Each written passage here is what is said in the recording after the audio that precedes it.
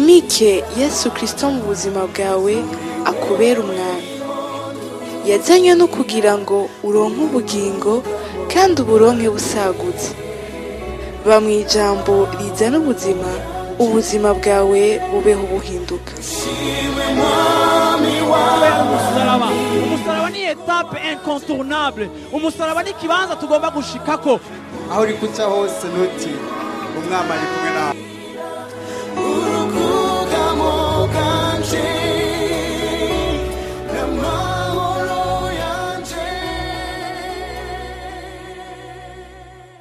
Luka 24 ku murongo wa 13 ni inkuru yo muri Bibiliya dusanzwe tumenyereye.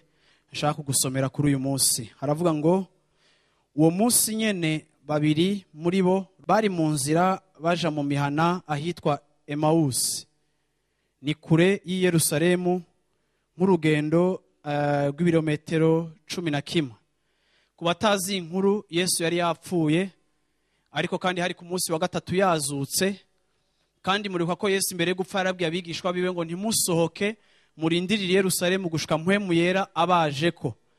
Ariko aba bagabo uko ari babiri bobo ntibari barindiriye isezerano, ariko bari bahisemo gusubira mu bisagara vyabo kuko bari buzuye deception, buzuye agahinda ko umwami wabo yapfuye, basubiriye mu mibereho yabo ya misi yose, sivyo? Aha anyu murongo dusomye ivuze ngo bari ko baragenda urugendo rw'ibirometero 11 bavuye Yerusalemu, bavugana ivyabaye vyose, bakivugana babazanya. Yesu ubwiwe arabegera ajana nabo. Yesu ashimwe cyane. Kimwe mu bintu nkundira Yesu nuko n'aba bantu nubwo bariko barava mu isezerano bagenda kure, baja kure y'ikibanza yabahamagariye, naho bari basa n'abariko barabivamwo bihebuye. Kimwe mu bintu ushaka gushimira Yesu muri kino gitondo imbere yanyu nuko Yesu n'igihe tubivuyemwo, igihe cyose aradusanga mu nzira yacu yo kuzimira, agasubira akadusubiza mu ivyizigiro. Haleluya. Hari igihe ukora amakosa abantu bakaguta, system ikaguta, ishengero rikaguta, abantu bakagucira urubanza, abantu bakakwita igicibwa.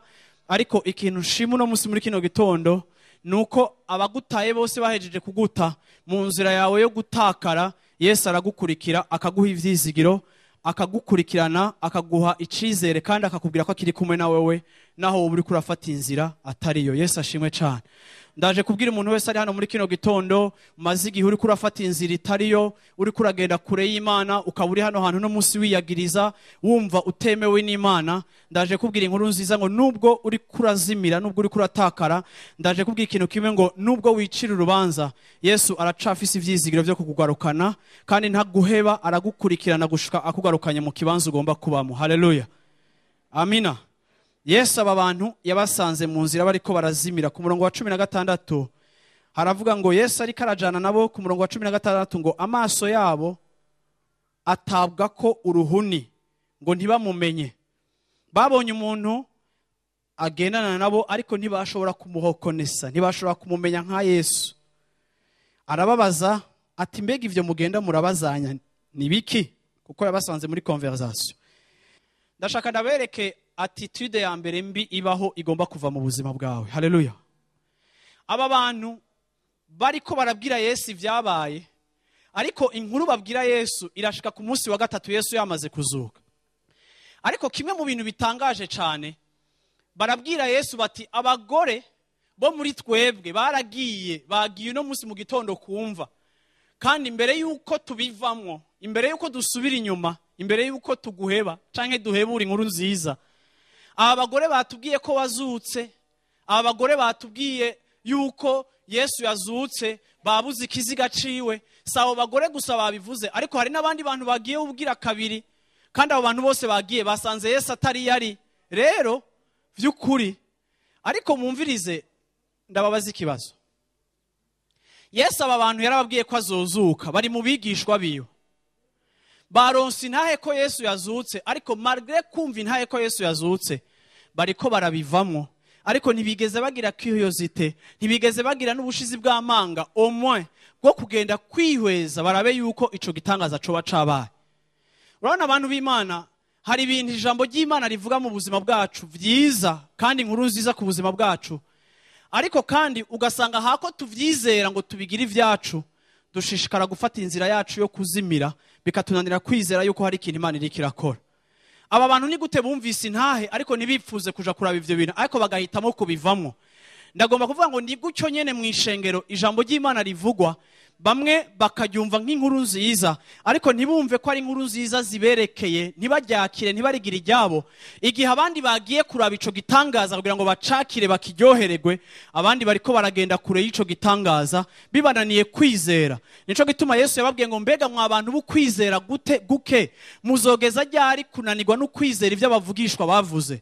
Hari ubuvugishwa bwinshi bwatanze, hari ibintu vyinshi ijambo ry'Imana ryavuze kubijanye n'ivyo Imana igomba gukora mu buzima bwawe, kubijanye n'ivyo Imana igomba gukora mu muryango wawe, kubijanye n'ivyo Imana igomba gukora mu bana bawe, kubijanye n'ivyo Imana igomba gukora mu bikorwa vyawe. Hari ibintu vyinshi vyavuzwe, hari amajambo yavugishijwe, hari amasezerano y'Imana ari ku buzima bw'abizera, ariko kandi urashobora kuyumva nk'ayavuzwe ukayavuga nk'inkuru zavuzwe n'abandi bagore n'abavyumvise n'ababibonye, ariko sans toutefois kuvyiapproprier ngo bicike ivyawe. Igihe cose ijambo ry'Imana uryumvise nturigire iryawe kugira ngo rigire impact kuri decision no ku rugendo ugiye gufata. Igihe cose uzoba uryumviye ubusa, ariko ndaje kugira ngo igihe cose twumvise ijambo ry'Imana tugomba kuryakira nk'iryacu kugira ngo tubone ico rikora mu buzima bwacu. Yesu ashimwe cyane. Uno munsi ndashaka kuvuga kuri iri jambo rijanye n'ikintu Yesu yakoze. Hari ikintu cantangaje muri Bibiliya ndiko ndakompara amajambo, ndiko ndiga kuri ano majambo, ariko nasanze gikomeye uno munsi shaka gushimikira ko muri iki cigwa c'uno munsi muri kino gitondo. Haleluya. Ikintu Yesu yakoze, Bibiliya ivuga ngo Yesu yafashe umutsima, haleluya, arawuhezagira, amaze kuwuhezagira arawumanyura, amaze kuwumanyura arawubaha. Yesu ashimwe cyane. Iki kintu Bibiliya irakivuga ahantu henshi cyane. Usomye no muri Luka igice c'icenda, igihe Yesu yabwira abigishwa ngo nimugaburire abo bantu bashonje bari kumwe natwe. Muribuka ko Yesu yari kumwe n'abantu 5,000 bashonje bamaze igihe bumva ijambo ry'Imana. Yesu abagirira impuhwe, abagirira akagongwe, ariko kandi abwira abigishwa ngo nta kuntu twogaburira aba bantu. Abigishwa baramubwira bati mwigisha, ni gute dushobora kugaburira abantu bangana gutya? Ni gute twoja kubasumira? Ntidushobora kuronka ivyo gufungura. Uravyumva? Ku murongo w'icenda muri ico gice rero aho Yesu yagira gwize imikate n'udufi, hari ikintu Yesu yakoze gisa n'iki kintu cabaye hano hantu muri Luka igice c'icenda ku murongo wa 16. Haravuga ngo yabira ya mitsima 3 na za fi 2 arangamiza mu ijuru, arabihezagira, arabimanyagura, abiha abigishwa ngo babishire imbere y'abantu. Bwana asifiwe sana. Subira mu vuti kwakira, guhezagira, kumanyagura no gutanga. Reka nakubwire ibi bintu byari bishaka gushushanya ubuzima bwa Yesu.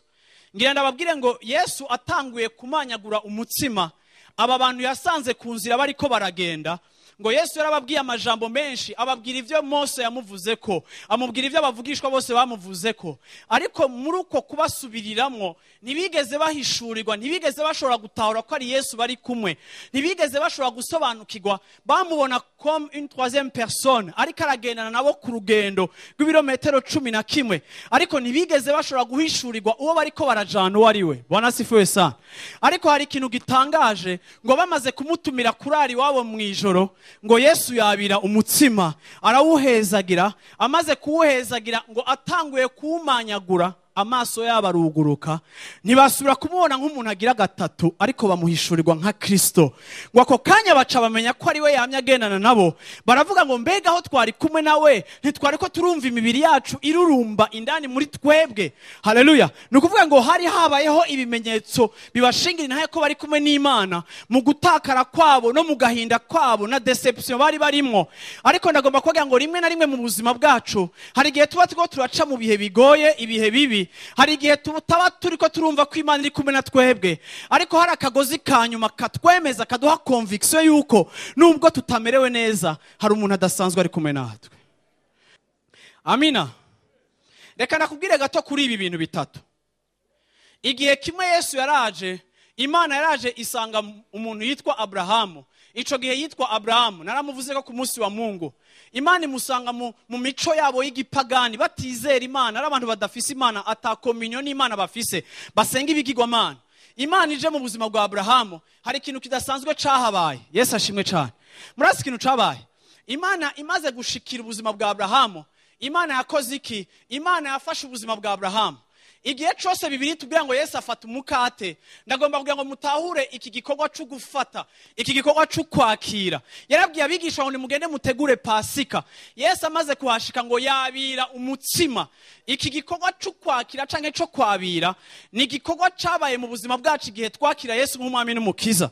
Murabizi yuko kera tutari dukijijwe, nta n'Imana twari tuzi. Paulo avuga ngo twigenze uko dushaka, twakora ivyo dushaka, ngo twatwagwa n'impwemu itwara abandi bantu bose bari muri iyi si. Twadeside ico dushaka, twaje iyo dushaka.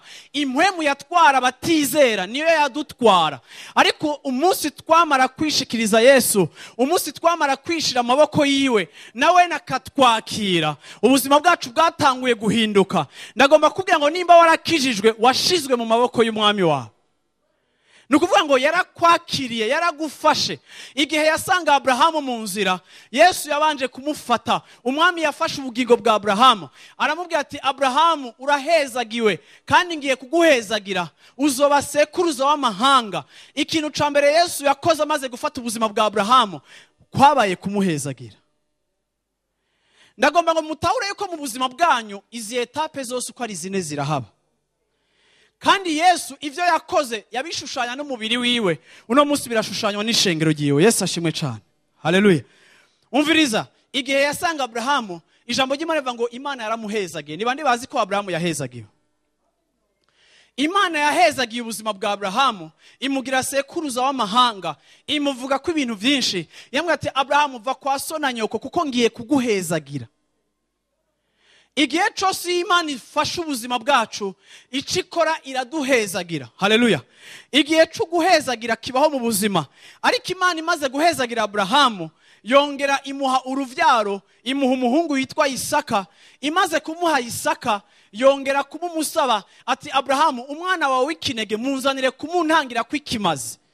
Iki cari igihe mu buzima bwa Abrahamu cyo kuvunjagurwa, cyo kumanyagurwa, cyo kumenagurwa. Kuko ico yakunda nico yarindira imyaka 100. Imana inyuma y'imyaka 115 yamubwiye ngo mpereze umuhungu wawe ku gicaniro.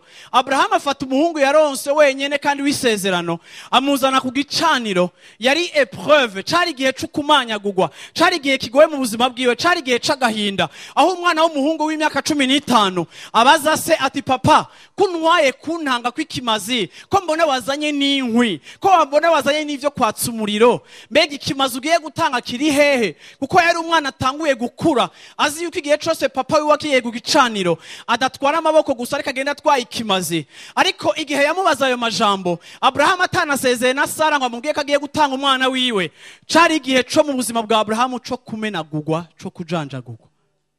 Imana yarahezagiye umwana umuzukuruza wa Abrahamu yitwa Yosefu. Imana imuhezagiza indoto. Bibiliya ivuga ngo Imana yeretse Yosefu aba munini. Iyo ni eta y'uguhezagirwa. Aho ubona Imana igushira hejuru, aho ubona Imana ikugira ubudasanzwe, aho Imana iguha amasezerano adasanzwe, aho Imana izana ingabire mu buzima bwawe. Imana imaze gufata ubuzima bwa Yosefu, imuhezagira indoto zidasanzwe, imubwira ko izomugira mukuru. Ico gihe cyo guhezagirwa n'igihe kiri pasiona, n'igihe kiryoshe, n'igihe umuntu abashusha abaryohe babamerewe neza. Kandi nico gihe Yosefu yashinga intahe. Ariko inyuma yo guhezagirwa Yosefu yatawe mu gobo, yanswe na bene wahabo, yatawe mu ibohero. Ico gihe cabaye igihe cyo kujanjagurwa mu buzima bwiwe, cabaye igihe ca brisement, cabaye igihe cyo kumenagurwa, cabaye igihe cyo gusanzara, cabaye igihe cyo kwibaza ibibazo byinshi. Gute nagiriwe nabi nabo nkunda, gute nagiriwe nabi nabankunda, gute nagiriwe nabi nabi wacu, gute natawe, gute atawa ntahuye, gute bankoreye ibi vyose. Ariko cabaye igihe cyo kumanyagurwa. Ariko kandi Imana imaze kumucisha muri ico gihe cyo kumanyagurwa, nico gihe n'Imana yasubiye kumuha Egiputa nk'ingabire idasanzwe. Kuko igihe cyose Yesu yamanyagura umutsima, amaze kumanyagura yarawutanga. Haleluya. Ntiyawumanyagura ngo abigarukiriza aho hantu gusa, ariko amaze no kumanyagura yarawushikiriza. Yosefu amaze kumanyagurwa mu ibohero no muri epreuve zikomeye yaciyemwo, Imana yazanye Yosefu bamuhaye Egiputa. Egiputa imwakira nk'umuntu adasanzwe, nk'ingabire idasanzwe, ariko yaravuye mu gipindi, yaravuye mu gihe ca brisement. Imana yahezagiye Mose, kaziganwa mu mazi arakayoya. Imana iramuhezagira imuha umugisha, aba kwa Farawo, aba nka Samuragwa kwa Farawo, yiga education ya mbere yo muri civilisation yiwe ya Egypte.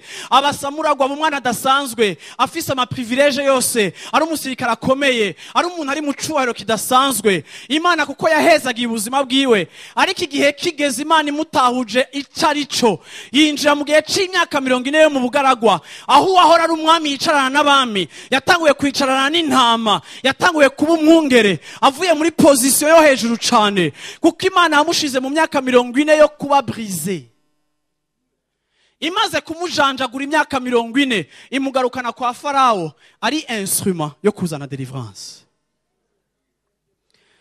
Igihe Yesu yavuka, hari ikintu kidasanzwe kitigeze kiba muri histoire yo mwisi. Ngira ndababwira abantu mwese musoma Bibiliya, nta hantu na hamwe Bibiliya itubwira na hamwe ndabisubiriyemo. Igihe Yesu yaza kubatirizwa, Bibiliya ivuga ngo humvikanye ijwi riva mu ijuru, ngo ijuru riruguruka, bari ngaho ku kibatizo bose bumva ijwi rivuga ngo nguyu umwana nkunda, akagira gute, akampimbara. Ico gihe Mpwemu Yera yarahejeje kumanukira ku bitugu vya Yesu akamwicarako. Nico gihe conyene co muri Bibiliya la Trinité, ubutatu bweranda bwajisa mwisi. Nta hantu na hamwe genda musome kuva muri Ancien Testament gushikahe, nta namwe muzobona mu bintu vyabayeho ahantu Imana datiri, ahantu Mpwemu Yera ari, ahantu Yesu ari mu mwanya umwe. Ivyo vyabaye Yesu ahejeje kubatirizwa, niho data yahagurutse akamushingira intahe nk'umwana akunda. Nico gihe Mpwemu Yera yamuje ku bitugu akamumanukira nk'ikimenyetso, kandi Mpwemu amaze kumumanukako, nico gihe cabaye igihe ciwe co gusigwa amavuta. Yesu yaravuze ngo nasizwa amavuta yasutswe ko nayo kubohora nayo ibitangaza. Igihe cyo guhezagirwa ni igihe Imana isuka ingabire mu buzima bwawe. Igihe cyo guhezagirwa ni igihe Imana iguhezagira abantu bakabona ko wahezagiye. Igihe cyo guhezagirwa ni igihe abantu babona ibimenyamenya bifatika vyerekana ukubaho kw'Imana mu buzima bwawe. Igihe cyo guhezagirwa ni cagihe ico usaba Imana n'ico wasaba Imana cose yagikora muri uwo mwanya nyene, ukamenga ukugendera mu bitangaza gusa, aho atakintu wifuza Imana ntigikore. Igihe cyo guhezagirwa ni igihe twakira, ico gihe kibaho mu buzima bwacu, aho ishengero ry'Imana ryakira, aho umuntu ku gatwe kiwe yakira, aho tubatirizwa mu ngabire za Mpwemu Yera, aho twuzura ubushobozi bw'Imana. Ico ni igihe cyo guhezagirwa. Ariko Yesu amaze guhezagirwa izo ngabire zidasanzwe, yaciye yinjizwa mu bugaragwa kwisonzesha. Inyuma y'ivyo yabayeho ubuzima bwo kumenagurwa no kujanjagurwa. Igihe yaja ku musaraba, nico gihe twumva muri Bibiliya Yesu abaza ngo data ni igiki kikumbebesheje, kandi nta na rimwe Imana itigeze kubana nawe. Bibiliya yaravuze ngo Imana ntizobata gushika ku iherezo ry'isi, Imana izokwama iri kumwe namwe. Ariko rimwe vyarashitse ku mwana wayo iramuheba. Warubizi muntu w'Imana, unyemere ndakubwire ko twahezagiwe. Ni bande bari ngaha bazi ko twahezagiwe n'Imana? Haleluya. Twarahezagiwe n'Imana, ariko kandi Imana yaduhezaga imaze kudufata mu maboko. Hari igihe mu buzima bwawe ico wakora cose cagendeka gucyohonya. Hari igihe mu buzima bwawe ibintu byose vyari bimeze neza. Hari igihe mu buzima bwawe atakibazo na kimwe wari ufise. Hari igihe kibaho mu buzima bw'umuntu. Ariko shengero ry'Imana ndaje kubabwira ngo birabaho gufatwa n'Imana, birabaho guhezagirwa n'Imana, birabaho kujanjagurwa n'iyo Mana nyene, birabaho gushikirizwa n'iyo Mana nyene. Haleluya. Warubizi shengero ry'Imana, igihe Yesu yafata ujya mutsima akawuha abigishwa, yariko abaha igishusho c'ubuzima bwiyo, yariko abaha igicapo c'ubuzima bwiyo, yariko abereka yuko naho yahezagiwe yaragiye kumanyagurwa kubw'inyungu ya benshi. Reka nakubwire, igihe mu buzima bwawe twita igihe cyo guhezagirwa, niri muri cagihe mu buzima bwacu dufise ivyo tugomba kwakira. Ni muri cagihe mu buzima bwacu Imana iduhezagira ikatunezereza, ikatwereka kwibaho. Mikizwa narabaye mu bihe byo kubona kugira neza kw'Imana, aho usengera ikintu cyose kikaba, aho ukora ku kintu cyose kikagenda neza. Abantu murashobora kuba mubizi kandi birashobora kuba ari n'ibihe byanyu byabaye ibihe by'umunezero udasanzwe, aho mwamenga muraba magiciye, mwafyonda kabuta ibintu bigakoreka. Nico gihe cy'urukundo rwanyu rwa mbere. Nta bintu byinshi uzi, nta n'imirongo myinshi ya Bibiliya uzi, nta n'abantu ushobora kwemeza ivy'Imana, nta n'ushobora kukonvenka ngo aze mugakiza. Ariko icuzi ni kimwe gusa, uraze ko Imana igukunda, wumva wuzuye umunezero, wumva biryoshe, wumva ushaka kuja gusenga, wumva ushaka kuja kwisonzesha. Aho bakubwiye ko basenga uragenda, haba ba escrow canke haba bakwera uragenda, kuko nta bwenge uragira bwo gusobanura impwemu gutandukanye ivyiza n'ibitari vyiza, kuko juste ukeneye Imana. Kandi ivyo bihe nyene bibaho aho wumva kuhezagiwe n'Imana, aho wumva woshingira nta abantu bose, aho wumva wobwira abantu bose ivy'Imana iriko irakora, aho umeze nk'umwana ushinga intahe mu buryo bw'uburofa, abandi bagatangura kukumanura ngo hewe akariro gake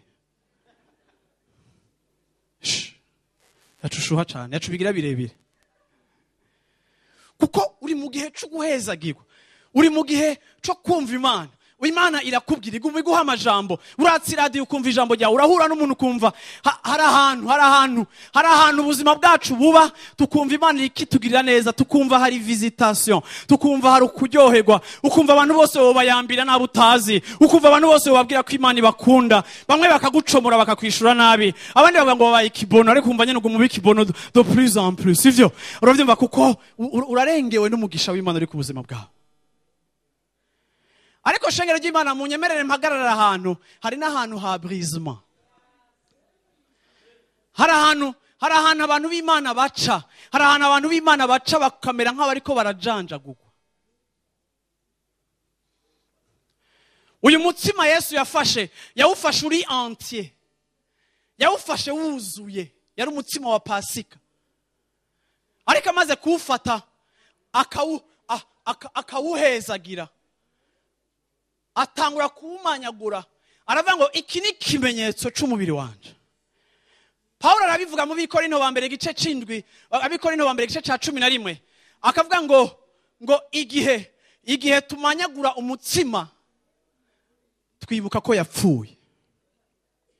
Igihe cyose tuza ku meza y'umwami tuba dushingira intahe kuwo yapfuye, kandi yuko azogira gute, azogaruka gutora ishengero.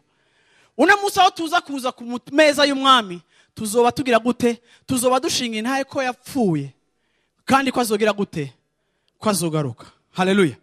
Ariko nyumvirize neza muntu w'Imana, maze iminsi mpura n'abantu, nkaganira n'abantu, tugasenga n'abantu, ariko shengero ry'Imana ngenda kubwire ngo hariho abantu muri kino kibanza, hariho abantu badasanzwe, hari abantu bakijijwe bariko baraca muri experience, bariko baraca mu bihe umenga ni ivyo kumenagurwa. Ibihe vyo kumanyagurwa si bihe biri comfortable. Ibihe vyo kumanyagurwa nta mukristo n'umwe ahora bisaba Imana. Ibihe vyo kumanyagurwa nta mukristo n'umwe ahora bisengera ngo Mana ngo maze iminsi merewe neza ngo ndashaka ingorane. Muramaze kumumva ati zana ibibazo, Mana zana ibibazo. Oya, naho tuzi yuko mu bibazo tuhigira vyinshi, ariko ntabyo duhora dusengera, nanje birakaja kure yana. Ariko kandi ibihe nk'ibi vyo kumanyagurwa, uravyumva, nibihe bigoye, nibihe abantu b'Imana bacamwo cane, nibihe abantu ngaha bariko baracamwo. Ivyo bihe vyo kumanyagurwa biza mu buzima bwacu mu nzira zitandukanye. Kuri bamwe ibihe vyo kumanyagurwa mu buzima bwawe vyatanguye igihe watakaza akazi kawe. Wigeze kubaho utazi kuri icaye c'akazi, ntiwigeze ubaho nabi, uno musi uri kuri experiment ibintu bibi, uri kuraca mu ntambara zigoye, uri kuraca mu nzara utigeze kubona, uri kuraca mu kwambara ubusa utigeze kubona, uri kurabura n'ingene wideplasa, uri kurabura n'ingene uriho inzu, uri kurabura n'ingene ufasha abana, urakirijwe ariko uri kurabaza ati Mana ni iki kigutuma wemera konca mu bihe nk'ibi, kandi narakumenye kandi narakwizeye. Nigihe wumva umenga n'Imana ntirikira kwishura, nigihe kigoye, kuko reka nabwirega abantu b'Imana, igihe ca brisement, nigihe ubuzima bwacu bumanurwa cane, nigihe ubuzima bwacu nimba twahora twumva turi abantu bahatari, ni ca gihe wumva uri kura arasuzugurwa. Hari abantu bahora baza kundaba nkabona afise isoni zo kumbwira ingorane ariko aracamwo, kuko ari umuntu imyaka myinshi cyane mu buzima bwiwe ntiyigeze aganirira umuntu n'umwe ibibazo vyiwe, ntiyigeze yiyugurura ngo avuge ingorane ziwe, ariko araca muri situation iri humiliante, ariko araca mu kibazo kigoye cyane ku buryo mu buzima bwiwe yumva umenga nta muntu yobibwira, ariko ico kibazo carakubabaje cyane kugera aho wageze aho wumva ufise ushaka kubarira. Washika imbere y'umupastori bikakunanira ingene utangura kumubarira, kuko ivyo ugiye kumubwira ni ibintu vyasuzuguje ubuzima bwawe. Warubizi abantu b'Imana, sinzi igituma Imana ikora gutyo, ariko iragahora ikora gutyo. Abantu baravuga ngo abantu bakizwa kubera ingorane, ntimuravyumva. Ariko kandi nganabwiye yuko ibice 80% by'abantu bakizwa babitewe n'ingorane, ariko izo ngorane zirakabaho. Uti kubera iki? Ingorane ucamo mu buzima bwawe ni kimwe mu bintu bigutahuza yuko wowe atacuri. Hari igihe tuba dufise ukuntu twarezwe mu ndero n'ukuntu turi ugakora ikintu cyose kikahayusisa, ico ukora ko cyose kikagenda neza. Hari abantu bakuze bababwira ko ari bitangaza, ikintu citwa esheke mu buzima bwawe ntacuzi, ariko kuko utazi ko ari Imana yaguhezagiye ayo makapasite, warageza ahantu kubwo gushobora kwawe wibaza kuri gangi. Rero bene abo bantu rimwe na rimwe Imana irareka ibintu bimwe bigashika ku buzima bwabo kugira ngo standard canke amanota wiha mu kubura igitangaza, mu kubura udasanzwe. Hari igihe Imana ikuraho ayo maapfu yose ukamera nk'umuntu adafise aho ahagaze, kugira ngo Imana ikwigishe kandi Imana igutahuze combien tu es misérable. Mwari mubizi abantu bose barakenye, abantu bose n'abagogwa, abantu bose barafutanye, abantu bose n'aba incapable, ariko kandi gusa rimwe na rimwe birakenera ko Imana ibibatahuza muri experience zabo. Uri kuraca mu bihe byo kuburanirwa, aho uri kuribaza uti biriko birashikira jewe, uri kurikorera isoni utigeze kwikorera. Uri umuntu wafashije abantu ubagirira neza, wari ufise intaye kufasha ugira neza biwanyu, ariko raba muri imisi babandi nyene wafashije bariko baraguhindukirira, bariko baragutera, bariko barakuvuga, bariko baronona izina ryawe. Aho izina ryawe ryarushirije kuba ryiza mu bikorwa niho riko riragera mu kuba ribi, uvugwa nabi. Ntiwigeze uvugwa nabi mu buzima bwawe, aho hantu harakugoye guca, kuko ntuzi ingene wobaho bariko bakuvuga nabi, kuko waravuzwe neza cane, ariko kandi umeze nk'uri karambugwa impuzu, uri kurambugwa dignité, uri kurashigwa ku mabarabara, uri kuraba expose. Ivyo nta numwe abikunda, ariko Imana yemeye kwica aho hantu. Ega Imana yaraguhezagiye ingabire nziza uragira neza abantu, ariko ya Mana nyene yemera niyo yemeye ko n'igipindi co kumenagurwa gishika mu buzima bwawe. Aho hantu haragoye abantu b'Imana. Ndahura n'abantu benshi bavuga barira. Hari n'abaza badafise imishwaro nkayibazanira. Hari n'abatangura kwifata ngo utwosozi ntitubakure ko makiyaje, nkamubwira ndirira, aha bararira. Kuko twarerewe muri education yo kwihagarako no kwigira abagangi, ariko indani uri kurabira ibintu byose vyapfuye ntacu bihagazeko. Uraje gutanga umutwaro ariko ushaka kubutanga mu gifasoni ukontrola makiyaje yose. Ariko kandi hari igihe ubugeza ahantu aho ni fieri no kurira nabi no kurira wese abantu barira baba babi kwanza mwese uravyumva. Ariko kandi ukumva ivyo sivyo ukirimwo. Urakeneye kuboroga, urakeneye gusuka umutima wawe, urakeneye gutabaza Imana, kubera uri kuraca ahantu utigeze guca, uri kuraca muri injustice utigeze kubona, uri kuraca mu kuboneka utigeze kubona. Warapfishije, uri kuraca ahantu muri uko gupfisha kwawe, aho vyakunaniye kwambura impuzu y'ikiriyo, aho ufise ibikwibutsa ko wabuze, aho ufise ibikwibutsa ko watakaje. Wa wundi yakurira amashuri, wa wundi yakugirira neza, wa wundi yari hafi yawe. Ivyo birabaho aho umuntu w'Imana aba brise.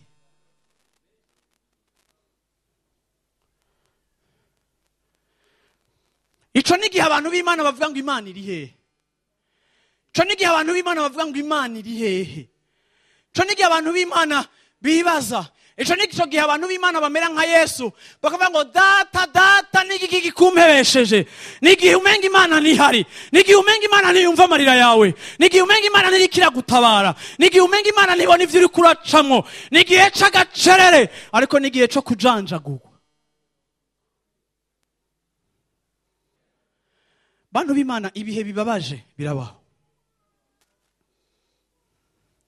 Ntibisobanura ko tudakijijwe, ntibisobanura ko Imana itahari, ntibisobanura ko Imana itari kirakora. Ariko igihe umwana wawe yari karajanjagurwa, yari yicereje, kuko ni passage oblige nimba ushaka kuba utile ku mahanga no ku muryango wawe.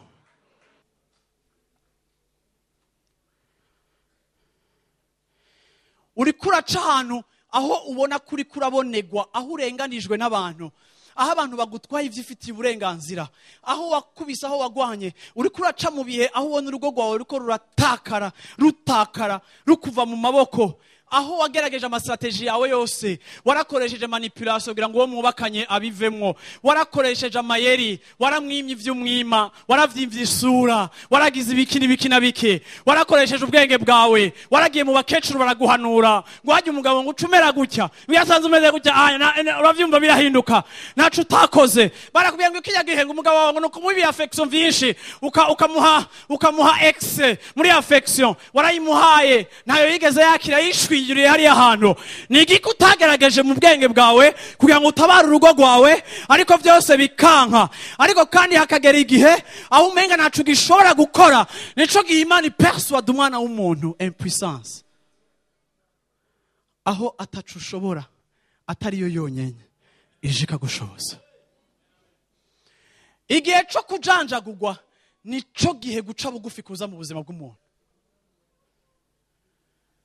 Igihe cyo kujanjagurwa niho ushobora kubwira abantu amafaiblesse yawe. Mwari mubiziga abantu b'Imana, mu gihe c'umugisha byose biriko biraza, tuba turiko turasimba, tuba turiko turahindura impuzu ku yindi, uhindura umuduga ku yundi. Uravyumva? Ni igihe kameremere kawe ahubwo kaja habona, bikabona ingene wifata mu mugisha. Ariko ngenda kubwira ngo mu gihe cyo kujanjagurwa nta na kimwe kiba kiriko kiriyongerako, ahubwo byose biriko biragukugwako. Haba hariko kwakora principe ya soustraction, nta na kimwe ciyongera, ahubwo nivyo washitse ko biratakara. Ico gihe utahura yuko atacuri ico atari Imana yakugize. Si ivyo mu ndirimbo gusa Apollinaire yanditse turirimba nka teme, ariko ni realite y'ubuzima bwawe. Urashikana ukavuga ati nukuri ntaco ndico. Iyo umuntu w'Imana ashitse ahantu amenya ko ataca arico, uwo muntu ari utile. Umuririmbyi ataraba brise uramwumva ariko araririmba. Umuvuga butumwa atarajanjagurwa ariko aravuga uramwumva ko ataharashika. Umuntu w'Imana atarajanjagurwa uranamwumva no mu mvugo yiwe, uranamubona muri comportement yiwe, kuko rimwe na rimwe umusanga yuzuye technique, yuzuye imitwe, yuzuye utuyide. Ariko kandi umaze guhura n'umuntu yajanjaguwe usanga atavyinshi asigaranye vyiwe, igihe cyose agushikiriza ivy'Imana kuko hari ico yakoze mu buzima bwiwe. Abantu bamwe ngaha mw'ishengero bariko baraja muri ivyo bihe, abandi babirimwo. Ariko ndagomba kuremesha umuntu wese ari muri ibi bihe byo kujanjagurwa, ndaje kubwira ngo muntu w'Imana rema, haleluya. Muntu w'Imana rema. Birashoboka ko ibigukikuje amasituation yarahindutse, ariko amasituation guhinduka ntibisobanura ko Imana yahindutse muri nature yayo, ariko Imana yacari yayindi iguherekeje aho hantu, iri à l'œuvre, hari ikiri yakora mu buzima bwawe ikoresheje ivyo bintu. Ibihe byo kujanjagurwa n'igihe umuntu avuga, ukumva ariko avuga mu mutima, akavugana umutima wiwe. Bantu b'Imana, ngenda kubwira ikintu cantangaje. Nukuri Imana araduteye iteka ryo kumviriza abantu benshi no gusenga n'abantu benshi. Ako ngenda kubwira yuko abantu benshi tuganira si abantu bari mu mugisha. Abantu benshi tuganira bari kuri etape ya gatatu yo kujanjagurwa. Uwo arashobora kuba amaze imyaka 7 muri Life Center. Hamubaza nti wese naenda kuzi usengera he ngo haje kuva ryari ngo 2006. Nta namwe twabwaramukanye. Kuva 2006 nta yamba. Kubera iki ngo haje ahantu hagarara imbere harateye ubwoba. Ariko uwo munsi simba nkimutera ubwoba, kuko ari ahantu ha brisement. Araza rero tukibonanira. Uravyumva? Nukuvuga ngo n'igihe umuntu yumva ko akeneye ikintu kimufasha. Ariko ngenda kubwira ikintu kintangaza ku mwanya wo kuvunagurwa. Mwari mubizi iyo uri kuraganira n'umuntu ariko araca mu gihe byo kuvunagurwa, hari paradoxe nahasanze, hari contrast nasanze muri ico gihe. N'igihe umuntu akubwira ivyo ariko aracamo, ariko ugatangazwa n'ubushobozi wumva mu buzima bwiwe, ugatangazwa n'ubuntu bw'Imana bumuri ko muri iyo situation. Wewe yabikubwira ugahakwa kwiruka, ariko deja nahaje kubikubwira nk'ingorane ukamubona aza yanesheje. Mwari mubizi bantu b'Imana, ibihe byacu byo kujanjagurwa nico gihe tuba vrai. Hari abantu barabwira abantu ngo nongo yaco wigirisha ngo ba vrai, ngo ba wewe. Nta nari mu muntu azoba we, kuko abantu society bambika ama mask. Bamwe mwambaye amazina ya baso, abandi mwambaye amazina ya entreprise mukorera, abandi mwambaye ibiti, abandi mwambaye amadoktora, abandi mwambaye iki. Igihe cyose umuntu ari mu mugisha yambara ivy'Imana yamuhaye. Ariko kandi igihe umuntu ari karajanjagurwa ntaba acambaye ivy'Imana yamuhaye, ariko kandi abari we nkuko yavuye mu nda ya nyina, atakintu nakimwe karakubwira mu byo afise, ariko karakubwira ukuntu aheze arangiye. Ikintu rero kinjohera muri ivyo bihe bantu b'Imana, nuko usanga ari ivyo bihe vya mbere wumva umuntu aryoshe kumviriza. Mwari mubizi? Nivyo bihe vya mbere umuntu wumva aryoshe kumviriza. Nivyo bihe vya mbere naba abantu b'abafentere dusanzwe tuzi, wumva ifeni yarishize yakote. Akakubwira ibintu ukavuga ati mbega ntava rogureta kabimbari kubera iki? Kuko ntaca kinyegeza, nta mask acambaye, ariwe ari muri eta ya besoin, akeneye igihinduka, akeneye igitangaza, ntakiri concerné ni fieri na image yiwe, ariko ikimuraje ishinga ni resultat agomba gukura mu mpinduka igomba kuza mu buzima bwiwe. Reka nakubwire, umuntu ari karaca mu kujanjagurwa, iyo uri kuramwumviriza umumvamo revelation idasanzwe. Igihe cyose Yesu yabwiye abigisha, akababwira kuva kwa Mose, akababwira kuva ryari, akababwira ibyabaye, ngo mu abantu mu kutizera, akabatuka ngo mwe muri birofa mutumva. Aje no kubabwira ngo mwa bintu byo kutizera mwe beni muzi ivyo bavugishwa bose bavugishijwe. Wibaza ko Yesu yakaze baciye batahura ko ari Yesu? No. Barabananije hafi 11 km bagenda. Yesu avuga, muribuka muri Mose avuga, muribuka Yesaya abivuga, muribuka Yesu agerageza kubabwira ibya Yesu ko azozuka. Ibigeze babitahura. Ariko igihe Yesu yafata umutsima akawumanyura, Bibiliya ivuga ngo amaso yabo akugwa ko aveuglement, bamenya uwariwe. Kuko mu gihe cyo kumenagurwa nico gihe ca revelation. Haleluya. Igihe cyo kumanyagurwa nico gihe umuntu w'Imana ahishurirwa ubumana. Nico gihe umuntu w'Imana ahishurirwa ivyo ataratahura. Nico gihe umuntu w'Imana arengera kubona ibintu dans le naturel, agatanga kubona ibintu muri eta iri spirituel. Nico gihe umuntu w'Imana atangura guhishurirwa ivyo atigeze guhishurirwa. Amaze kumanyura umutsima, Bibiliya nivuga ngo babonye inkovu zo mu biganza vyiwe. Bibiliya nivuga ngo babonye imisumari mu birenge. Bibiliya nivuga ngo bagize iki, ariko ngo atanguye kumanyagura bahishurirwa ko ari Yesu. Hari ibintu bigiye kuza mu buzima bwawe muri ico gihe uri kuracamo wita igihe ca crise. Muri ico gihe uri kuracamo umenga ibintu byose bimeze nabi. Muri ico gihe wumva umenga abantu bagutaye baguhevye. Muri ico gihe wumva umenga ingorane zikubanye nyinshi. Muri ico gihe nyene cyo kujanjagurwa ugiye guhishurirwa Imana ukutigeze kuyimenya ukundi. Haleluya. Amina. Ndavuze ngo ugiye guhishurirwa Imana ukutigeze kuyimenya ukundi. Haleluya. Ushobora kuba muri ivyo bihe wihebuye, uzazaniwe, widoga. Ariko ngenda kubwire ijambo riri mu Baheburayo igice ca 2, Hébreux chapitre 2. Hébreux chapitre 2. Nje guhereza kuri iri jambo. Abaheburayo igice ca 2. Murongo wa 18. Havuga ngo mwese musubire mu ijambo ti kuko ubwiwe ko yababajwe no kugeragezwa, ashobora no gutabara abageragezwa. Reka ndakubwira ikintu kibega muntu w'Imana. Mu gihe cawe cyo kumenagurwa no kumanyagurwa, non seulement habaho guhishurirwa, ariko kandi nico gihe Imana izana ubwenge bwayo mu buzima bwawe. Nico gihe Imana izana mu buzima bwawe comprehension. Hari abantu benshi bamaze guca mu ntambara zikomeye zo mu buzima bwabo. Hari abantu benshi bamaze guca mu bibazo byinshi bikomeye byo mu buzima bwabo. barahagaze baravuga ati pastori kuva nciye muri ibi bihe ndatahura umugore yatakaje abana canke yapfishije abana, ndatahura umugore w'umupfakazi, ndatahura umugore yabuze imibereho canke adafise amafaranga yo kugaburira umwana, ndatahura. Hari abantu benshi bafise amaministeri yahagurutse, hari abantu benshi bahagurutse kugira ibigo vyo gufasha imfuvye, abandi bagira ibigo vyo gufasha abantu, abandi barafasha abagwayi mu bitaro. Hari abantu benshi kuko bamaze guca muri ico gihe barahagurukijwe n'Imana, batangura gukorera Imana hahandi habababaje cane, hahandi bakomerekeye cane, hahandi hagize l'objet de leur brisement. Hajya ahantu warahagurutse utangura kubakoreramwo Imana, ubu uriko urabarurangirana mu gukorera Imana muri domaine wavunaguriwemwo kurusha izindi zose. Ndakunda Yesu kuko ivyo ducamo bisa n'ibituvunagura, si ivyo kuturangiza, sizo tombe zacu, siho duhambwa, siho turangiriza ubuzima, ariko ni imihamagaro yacu ivukira, ni ihamagaro ry'Imana rivukira. Niho Satani akoresha ngo adukure ku Mana, ariko niho nyene Imana ikoresha ngo iduhamagare, idukonsacre, itugumbire, itugire ibikoresho bizoshiraho difference muri domaine yacu ya souffrance. Bibiliya yavuze ngo uwo Yesu kuko nawe n'ubwiwe yababajwe, kuko nawe yageragejwe, kuko nawe nazicaye cyo gutabwa, kuko nawe azicaye c'akarenganyo, kuko nawe nazicaye cyo imibabaro, kuko atakintu na kimwe shengero ry'Imana muri ko muraca mu mwami wanyu ataciyemwo, ngo nico gituma azogira gute? Azobirura, azokuremesha. Uno musi ari ngaho ngo akuremeshereza aho hantu, uno musi ari ngaho ngo agukomereza aho hantu. Reka ndakubwire, urahavugurira ariko abakumva bumva udegaja ubuzima, bumva udegaja inkomezi.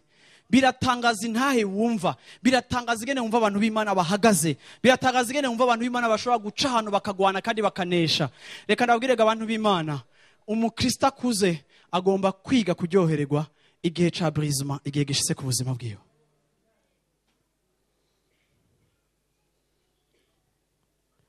Ico nigihe utereka amosozi yawe abantu abari bo bose. Ico nigihe utabwira ibintu vyawe umuntu wari we wese arengana. Ico nigihe nimba warabibwiye n'abarengana ushika ahantu udasubira no kubabwira kuko ataco wabonye bashobora, ugatara ko ari ico gihe cyo kuza kuvugana n'Imana gusa. Bona sifesa. Ariko kandi muri ico gihe nyene nico gihe uburyohe bwawe, nico gihe Imana itangura guhingura, nico gihe gicika igihe ca transformation mu buzima bwawe, nico gihe gicika igihe cyo kumenya abantu. Hari umuntu akubwira ngo pastor ngo naramenya abantu, reka ndakubwire urakamenya abantu.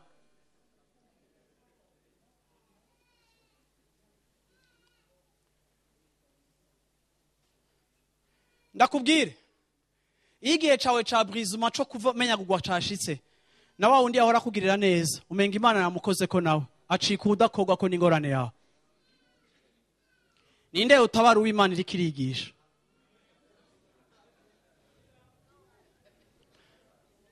Ivyo bigaca biguha gutara yuko ahora kugirira neza, ntiyabikugira ko musangiye amaraso canke ari mwene wanyu canke bigeze kumuhideni canke bigeze kugira neza mwene wabo. Ya raison yose wahora wavansa y'igituma ugirirwa neza akavaho, Imana ikakugira demonstration ko no musangiye amaraso yoguta, kugira ngo ikwigisha yuko ukuboko kose kuzogutumbera kuguhereza ikintu ugomba kukubona nk'ukuboko kw'Imana, kugira ngo ntusenga baguha ariko usenge uwabasunitse kuguha, kugira ngo abikwereke atuma amaboko yabasubira inyuma ukayaraba ntihagire icavamwo, ukamenya yuko Imana itibutse atamuntu ashobora kumwibuka. Ndakunda igihe ca brisement, ndakunda ico gihe mwari mubizi bantu b'Imana twambaye ama maske menshi, turigira ibintu, hari ukuntu dushaka guseruka, hari ukuntu twifashe, hari ukuntu mu Kinyarwanda bavuga ngo ikinyabufura, hari ukuntu uri mushinga ntaye mu maso y'abantu bose, ariko Imana yazi ko ubushinga ntaye bwawe wari fabrication locale, yazi ko ari fabricano, yazi ko atari ubwa vrai. Imana ikagucisha ahantu bwa bushinga ntaye abantu bakabubura, bava ngo yarahindutse. Reka nakubwire, hari n'abantu duha tuvuga ngo baraguye, bataguye ariho bagikizwa, kuko pour la première fois barabayebo, kuko hari igihe bariko baracamo. Ico gihe abatazi igihe uri kuracamo baragutwenga, ico gihe abatazi igihe uri kuracamo bavuga ngo mbega umuntu w'umugabo ashobora kugira ibintu nkabijyanye, ico gihe bavuga ngo mbega umuntu ngo w'Imana ngo arashobora ngo kurira. Yes, umuntu w'Imana arashobora kurira. Mbega umuntu w'Imana arashobora kwihebura. Ego birashika agashika ahantu akihebura. Ivyo vyose birabaho, hari igihe umuntu w'Imana ashika kuri tapi.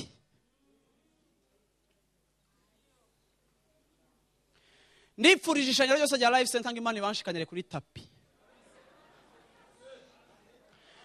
Kuko ku mupastori wese abakristo bashitse ku itapi bararyoshe kurusha abakristo bakiri superficiel. Bagira ceremony ya dimanche. Bazi kubahiriza ibintu byose.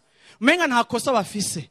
Uravyumva? Ariko muri bo ubabonamo kudashaka Imana mu buryo bwo gushaka Imana.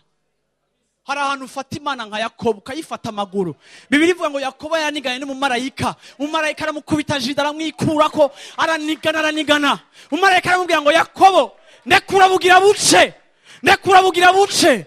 Ntegeza gutanga raporo imbere ko buca. Yakobo ndekura. Yakobo aranigana. Kuko hari igihe umuntu w'Imana ashikamwo akumva besoin yiwe y'Imana. Agatahura yuko afise ubusho. Na afise abagore n'abana. Bibiri ivuga ngo Yakobo yaratunze. Ariko nawe yaratunze bifatika bibiri tubarira. Yari misérable. Il avait tant besoin de Dieu ko yashobora kunigana n'umumarayika sans le relâcher. Kuko akeneye igitangaza ciwe. Sivyo? Shengero ry'Imana iki gihe ndakikwipfurije aho uvuga uti Imana simva mu nzu yawe uravyumva aho uvuga uti Imana sisubira kunywa no gufungura gushika hari ikintu mbonye ukoze kuko situation yanje ntishobora kuguma kwa kundi hari igihe tunigana n'Imana hari igihe nipfuza Imana kurusha uko nigeze kuyifuza ico ni cagihe où je réalise mon incapacité nka réaliser combien ngomba kudependa ku Mana ico gihe sindayirekura. Ico gihe nta wuntumira. Ico gihe nta wuntumira kwisonzesha. Ico gihe nta wuntumira kuza mu gikorane. Ico gihe nta muntu ansunikira mu bintu vy'Imana. Ico gihe nageza ahantu ntahura ko jewe hari ikintu gishasha nshaka.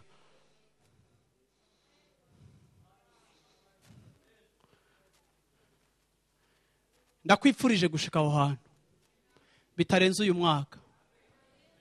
Warubizi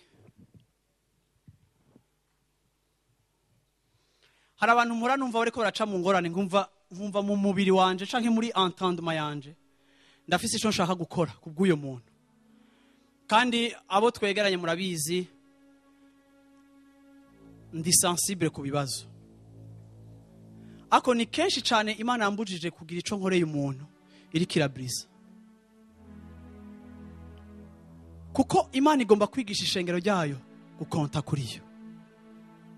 Reka nakubwire hari igihe Imana bakwigishije utayitahura bikwiye gushika ubuzima bwawe bushitse ahantu bujanjagurwa. Yesu ngo afata umutsima arawumanyura arawuhezagira arawumanyura arawutanga.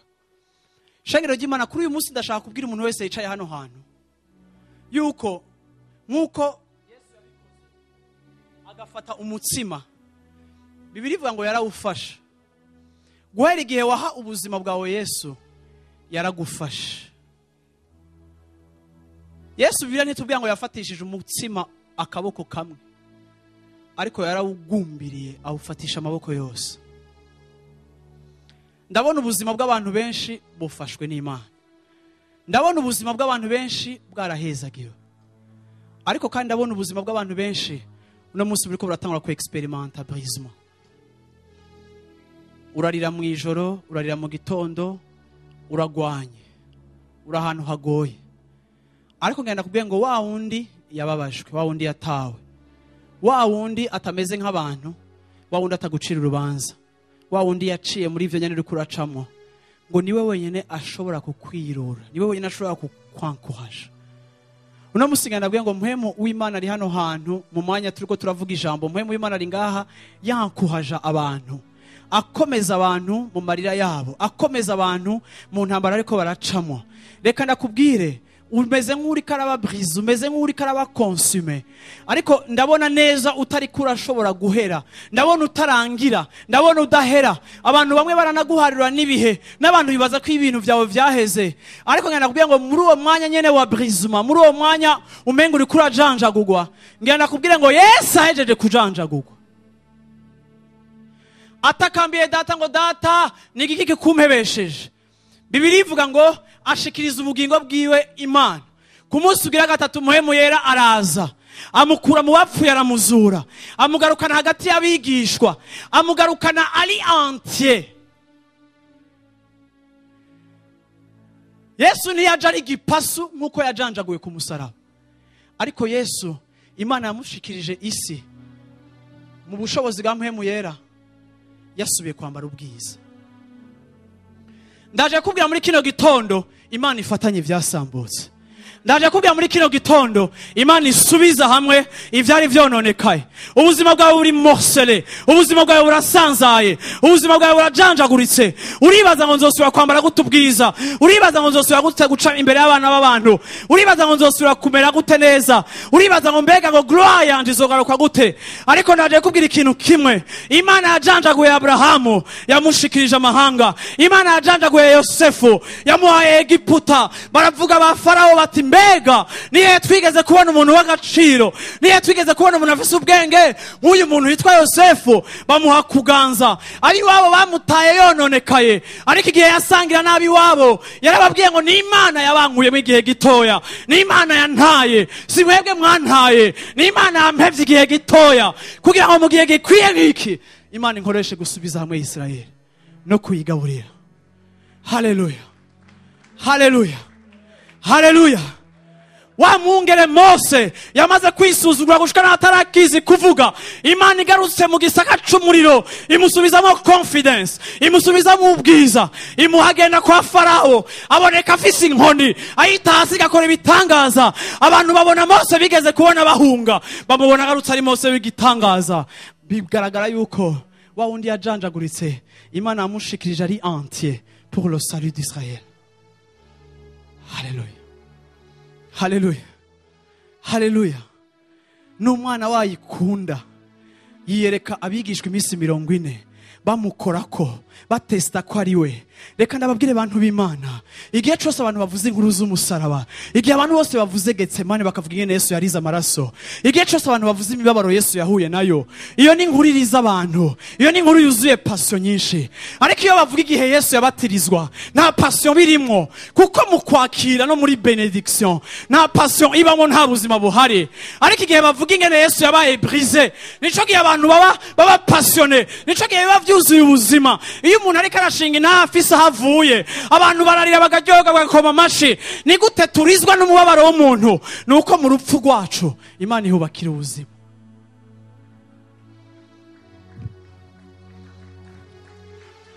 Haleluya, haleluya, haleluya. Ariko ndashaka kurangiza ndababwira ikintu kimwe. Uyu mukate kuva aho natanguye kuwujanjagurira hose, kuva aho natanguye kuwumanyagurira hose, gwera igihe nawufashe mu ntoki, uravyumva iyi processus yose uciyemo ukiri mu maboko yanje, nturava mu maboko yanje. Haleluya. No mu gihe c'agacerere k'Imana urugendo watanguye no kwizigirwa no kurusozera zo rusozera, ariko mu vyuzocamo vyose uracari mu maboko yiwe. Ntashobora kukurekura, aguherekeza muri etape zose kugira ngo abari lo seul azokwitirirwa entité yawe, asubiye kugushira hamwe ugacika ikintu kiri une. Haleluya, haleluya, haleluya. Ndaje kuvugishwa mu izina rya Yesu Kristo intsinzi y'Imana hejuru ubuzima bw'ishengero ry'Imana. Tuboneka nk'abapfa, tuboneka nk'abahera, ariko ntiturangira, ntitudisparisa. Igihe umuntu wacu w'indani wo hanze ashishikara kubora no kononekara no gutituka, igihe atafreshero gifise, igihe wonze wahora uvyibushe, igihe abantu bakubwira ngo usa n'umuntu yahomvye, igihe bakubwira ngo bagiye basigaye bakwita maskini, igihe atanu umunezero ukihari kuko tellement malheur mu mubiri wawe ni nyinshi ku buryo udashobora no gutwenga ngo bifatike, mu gihe yateye tutagishobora kuyikira Imana ikagukura kwa maske yose. Muri ico gihe nyene nico shaka kukubarira ngo mu gihe umuntu wacu wo hanze avyeyisa, atakaza gloire, atakaza ubwiza, igihe vigueur na gloire gloire yacu itakara, igihe icubahiro twari dufise mu bantu kituvako, igihe ivyadutuma duhagarara bituvako, bakavuga ngo maskini aheruka guhomba, bakavuga ngo maskini ngo aheruka gutakaza iki, bakavuga ngo maskini ngo vyiwe biheruka guhinduka, igihe abantu bavuga ngo ntibazi kazoza kawe, igihe ibintu vyahindutse abantu batazi ivyawe ingene bimeze, hakaba hari umugabo umwe ashobora kubaza ingene bimeze, kuko uracari mu maboko yiwe, abandi ntaco bametriza ariko baracagufise. Muri ico gihe umuntu wacu wo hanze ahera, umuntu wacu w'indani iso renouvelle, arushiriza kuba mwinshi. Nico gituma nshobora kubona gutwenga mu kiriyo cawe, nico gituma nshobora kubona mu mabaro wawe yuko waje mu nzu y'Imana ugashobora guhimbaza Imana, nico gituma ugikunda Imana abantu batumva igituma wowe ukunda Imana yaguhejeje ko ibintu byose, nico gituma ugifatanye n'Imana mu gihe ibintu byose bimeze nabi, mu gihe umuntu wo hanze ahera, nico gihe umuntu wacu w'indani aba ariko arafata ubwiza. Haleluya. N'uburenganzira bwawe bwo kurira, kuko uri muri brisement, uri kurajanjagurwa. Si igihe cyo kwihagararako, ako ni igihe cyo kwemerera Imana aho uri, ni igihe cyo kwemerera Imana ko bigoye, ni igihe cyo kuririra imbere yayo, ni igihe cyo kuyibwira ko bigoye, ni igihe. Haleluya. Yaravuze ngo ivyo mubikore munyibuka igihe cyose, igihe cyose. Ndavuze ngo igihe cyose uzoba uri kuri ayo meza, igihe cyose uzoba uri kuri amanyaguro umutsima, ngo muzoba muri ko muratangaza shengero ry'Imana yuko amaze guca muri ivyo byose, tuba turiko turashingira twege nk'ishengero ry'Imana, tuba turiko turatangaza yuko yapfuye, tuba turiko turatangaza ko azoza, tuba turiko turavuga ivyizigiro vyacu. Ndashaka uno munsi umuntu ari hano hantu yakijijwe, ariko araca mu bihe ivyo arivyo byose ariko aracamo, agifatwa n'Imana, akiri mu kibanza cyo guhezagirwa, ariko arajanjagurwa kuko ashaka kugendera mu nzira z'Imana.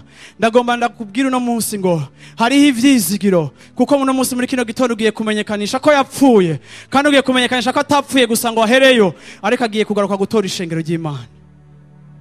Haleluya. Haleluya. Haleluya. Iyo Imana igufashe mu maboko yayo, ikaguhezagira, ikakujanjagura, intumbero yayo nyamukuru nuko ibigira igutange. Ivyo byose uri kuracamo nibiko biragushikira, si gihamana kandi si n'amasanganya, ariko kandi urashobora kugira inyifato mbi muri ivyo uri kuracamo, bikakubera akajyo ko kwihebura no guheba Imana no kuhebisha akajinzu y'Imana wari usanzwe ufise, ugahagarika no gukorera Imana ivyo wari usanzwe uri kurayikorera, kuko uvuga ngo uri kuraca mu ngorane. Ngenda kubwire ko nta na rimwe Imana yabrijije, nta na rimwe Imana yamenaguye kugira ngo igarukiriza pour le plaisir de briser. Ariko igihe cyose Imana yamenaguye, nuko abo yamenaguye bose yashatse kubashikiriza kubwo gakiza ka benshi. Ndaje kugira ngo ivyo uri kuracamwo Imana aremeye kubicamwo kugira ngo uzana agakiza ku ngo nyinshi, uzana agakiza ku basore benshi, uzana agakiza ku gihugu cawe, uzana agakiza mu muryango wawe. Nta kuri Imana ari kukwigisha ivyo yakwigishije itabanje kugucisha ahantu umenya ko atacuri ico, kiretse ico yo yakugize. Ariko inyuma y'iyo experience mbi uhejeje gucamwo, ariko Imana yakoresheje kugira ngo idepose, izane depo yayo mu buzima bwawe, ishira ubutunzi bwayo mu buzima bwawe. Iyo experience yawe yacitse nk'umuriro, kandi igihe cyose ukwizera kwacu kumeze nk'inzahabu gucishijwe mu muriro, ukwizera ntigusha, ariko umuriro ugutuma gusayangana. Hari abantu bagiye gusohoka basayangana, abantu bagiye gusohoka bafise ubwenge batigeze kuronka, hari abantu bagiye gusohoka bafise gloire batigeze kuronka, hari abagiye gusohokana ubushobozi batigeze kuronka, hari abagiye gusohokana amavuta batigeze kuronka, hari abagiye gusohokana icubahiro hagati mu marira no mu ntambara zabo, bagiye gusohokana icubahiro n'ubwiza. Ndagomba uno munsi witahure nk'igikoresho Imana yari maze igihe ikiritegurira. Imana yarakwiteguriye, Imana yarakwiyubakiye, Imana yakwigishirije mu mugisha, yakwigishirije no mu rupfu, yakwigishirije mu kwakira, yakwigishirije no mu gutakaza, kandi muri ivyo bihe byose ntibigeze uyiheba. Iki ni gihigiye kugukubona, iki ni gihigiye kukwambika, iki ni gihigiye kugusohora. Abantu bazovuga ngo ubwo bwiza wabukuye he, abantu bazovuga ngo ubwo bwenge wabukuye he, abantu bazorondera kumenya aho ubutunzi bwawe bwavuye, ariko uzobabwira ngo ntibwavuye iburaruko canke ibuseruko, ariko ubutunzi bwanje bwavuye ku ntebe y'Uhoraho. ico gihe abantu bazokujyako. Imana iriko iritegurira amaproduit fini. Imana iriko irigutegura nk'icamwa kiryoshe kizoryohera amahanga. Imana iriko iraguhinduramwo produit. Uno munsi isi ikeneye, uno munsi isi yipfuza, kugira ngo niwahura n'abababaye n'abakomeretse nawe ushobore kuba reconforta, kuko nawe n'ubwawe waraciye aho hantu. Haleluya, haleluya. Reka tuvyagurutse mu ntebe twese, dukore iki kimenyetso. Aho uri mu ntebe yawe uragikora ucigana naho ata mutsima ufise. Ukore kino gikorwa ufashe n'amaboko yawe, ufate amaboko yawe uvuga uti Yesu yarafashe ubuzima bwanje, arabuhezagira, arabumanyagura, arabutanga nk'uko ubwiwe bwatanzwe kubw'agakiza ka benshi.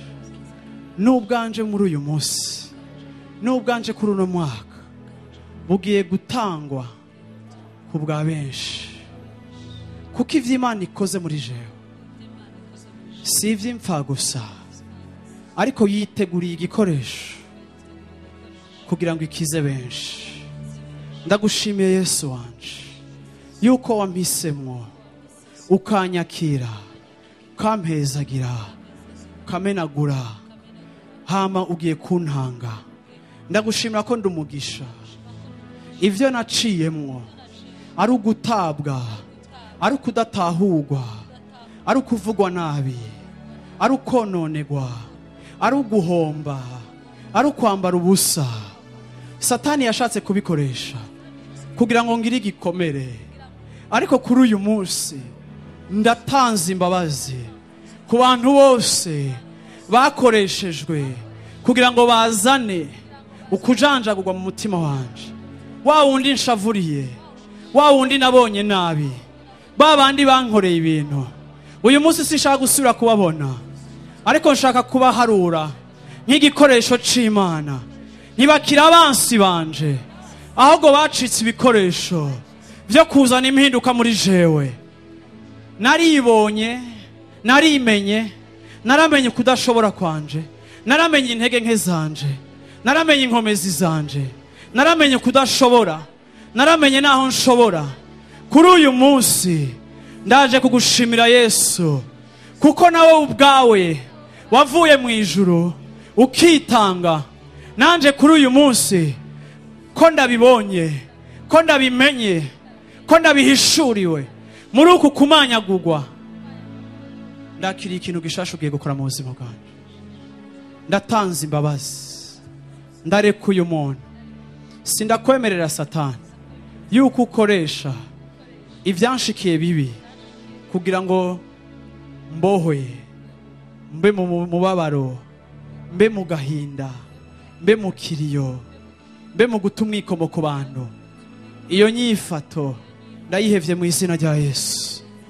Muri vyose ushima Uhoraho, muri vyose mutima wanje ushima Uhoraho, muri vyose mutima wanje ushima Uhoraho. No muri iki gihe mutima wanje shima Uhoraho, menyekanisha ibikorwa vyiwe vyiza, kuko mu gihe gikwiye agiye kunshikiriza nkwiye wese. Ndabona uno munsi hari abantu Imana iriko irahagurutsa nk'ingabo.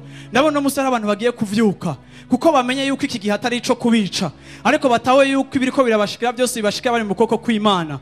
Ndabona hari abantu bagiye guhaguruka bakomeye cyane, bagiye gushika ku bintu batari bigeze bashikako na rimwe mu gihe cabo ca mbere, kuko ubwiza bw'ishengero rya nyuma buzoruta ubw'ishengero rya mbere.